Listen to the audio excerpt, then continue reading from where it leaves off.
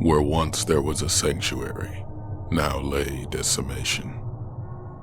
The shrine that held their union had been long since robbed of its divine architecture. Monuments of pure silver, drapes of sapphire which blew softly in the sweet breeze. However, the pews remained filled with witnesses, bloated, decayed, mouths agape with flies and their offspring. Should a fire take this place now, the surviving insects would creep away, lamenting their own sanctuaries, just as the wretch who now knelt before an altar of void faith. The wings of rot, now the only praise heard.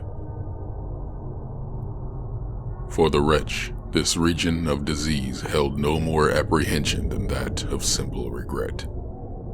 He would want nothing more than for his memories of purity to be rebuilt and the stench of abandonment swept away.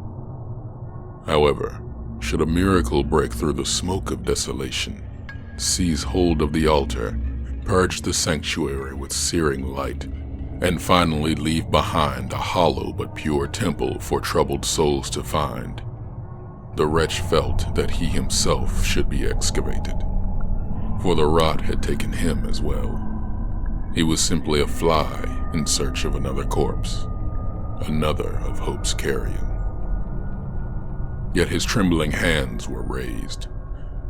The rags which encased his body he wore as wholly as filthy robes could achieve. The tingling of many tiny lives scurrying beneath his flesh were forgotten. The faded silver image of the crescent moon enveloped his whole consciousness. Should the past return, it would find him here, faithful. Then her steps filled the sanctuary, soft but echoing. She had found him after an ongoing pursuit that began at this very shrine. The wretch lowered his hands and bowed his head in defeated prayer. I am here for you. Her voice was that of a clear spring found in the lower valleys. He wanted to taste those waters again. She halted her approach, the sound of silk and metal falling silent. The wretch lowered his hand instinctively towards his own rusty blade. However, the scent of her was carried through the wind. The stench of the sanctuary and he dissipated for a precious instant. The wretch's hand hovered over the weapon, but he rose instead from where he knelt and turned to face her unarmed. Her eyes gazed into his immediately as he turned. This was always the beginning of opposition. She stood still in the midst of the pews and decay.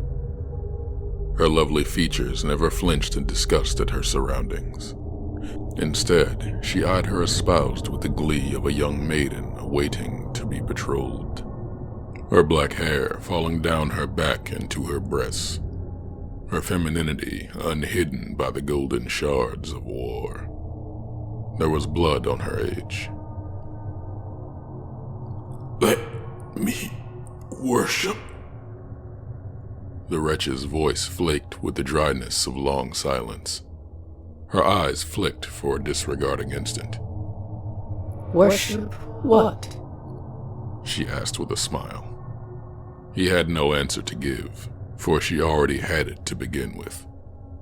After all, it was she who stood with him before the crescent moon. At least the illusion of her. The wretch felt his legs quiver as she slowly approached. She sheathed her blade, however, spying his laying upon the stone floor. Are you submitting to me? The girlish tone mingling with the sound of flies. At last, you long to be mine? The wretch held up his desiccated palm before her and inhaled strenuously for words. There is a large crevice between longing and being. She laughed as she took hold of his outstretched hand and placed it gently to her breast. Her heart pulsed through her warm skin. Then let me extend a bridge to you, my love. We can walk across together. Her vein slid from the smooth skin and entered his wrist. Warmth passed through his body. His heart began to beat again. The first time she had performed this act was in the golden city of WRETCH.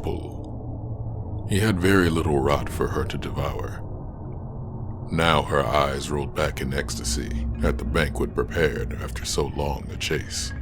Her scalding blood poured through him.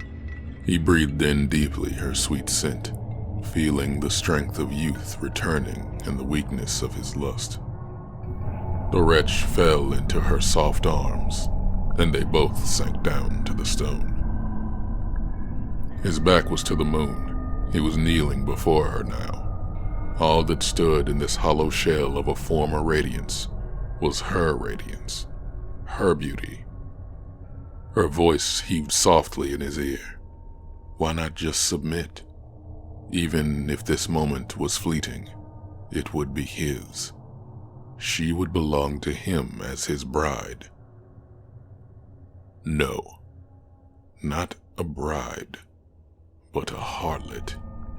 Then she would be his harlot. She belongs to no man. She was all he ever wanted in this life. No power over the corrupting serpents. No miracle performed in the name of that which is whole.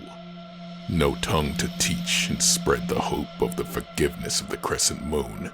What good did it do the faithful? They rot in the presence of their hope. Yet they can still be found before it. The wretch felt the tears fall down his rotten cheeks. He took up the rusted blade and pierced her side. She screamed and withdrew her veins from him, the warmth now gone. It would be easier now. They clashed together, the eyes formerly that of a pure young maiden now filled with malice. They fought all over the sanctuary, falling into the pews of corpses, shattering the images of their faith. It didn't matter. For her, the fight was simply to cause agony to the wretch. The wretch, it was to simply contend with this entity that had hindered his very existence. Their conflict brought them once more to the altar. Her blood spilled from the wounds of both combatants. Their forms identical battered flesh, ripping at one another, till finally she pinned down the wretch and began to rain blow after blow till whatever could be recognized as a countenance crumbled. When his resistance faltered, she lowered her broken hand down to the remnants of the wretch. Submit. It was a tired voice, a defeated voice, for she already knew the answer, but she was constrained to hear his response. Never. She rose from her former victim, now victor. With broken steps, she stumbled her way out of the sanctuary. Her thoughts never considered the many victories she had achieved, but the hatred for these few failures. Before she had exited the door of dilapidation, her beauty had returned, and her flesh no longer retained any semblance of her struggle with the wretch. Her steps renewed with vigor. There were more like him, far too many more that would give in. Yet when she looked into their eyes, she always feared that which had just transpired. But she would die before she ever revealed that fear. Die. The wretch lay unmoving until nightfall. Eventually, the lunar glow of late evening shone upon him through a break in the clouds.